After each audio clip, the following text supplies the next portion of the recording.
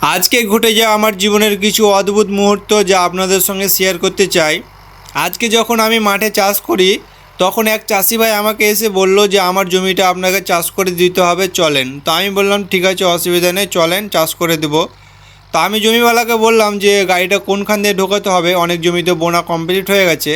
তো আমাকে একটা দিক দেখালো যে এদিক দিয়ে গাড়িটা ঢুকিয়ে দাও। তো আমি ঢোকার পরে চাষ টাস করলাম, বেরিয়েও এলাম। ঠিক তার কয়েক ঘন্টা পরে সে জমিওয়ালা আমাকে কল দিয়ে বলে, তুই কার পারমিশন নিয়ে আমার জমিতে ট্রাক্টর নামিয়েছিলি? তো আমি বললাম, জমিতে ট্রাক্টর নামাতে গেলে কারো পারমিশনের প্রয়োজন হয় না, কারণ আপনার জমিটা যখন চাষ করবেন কারো না কারো জমির ওপর দিয়ে যেতে হবে, নাহলে সারা মাঠের চাষবাস সব বন্ধ হয়ে যাবে।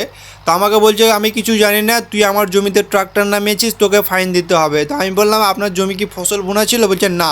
যাই থাক, তোকে ফাইন দিতে হবে। আমি ফাইন যদি দিতে হয় যার চাষ করেছিস সে দিবে? বলছে না, তোকে দিতে হবে। তো আমি অনেকক্ষণ ভাবার পরে দেখলাম যে ব্যক্তির চাষ করেছে সে হচ্ছে একটু মাস্তান টাইপের লোক। তো আমরা একটু নর্মাল টাইপের লোক, মানে ড্রাইভাররা একটু নর্মাল হয়, কারণ এক জায়গা থেকে আরেক জায়গায় ব্যবসা করতে যায়, তার জন্য আমরা একটু নরম হয়ে কথা বলি। তো সে বুঝলোই না, আমার কাছ থেকে জরিমানা নিয়ে ছাড়লো, ফাইন নিয়ে ছাড়লো।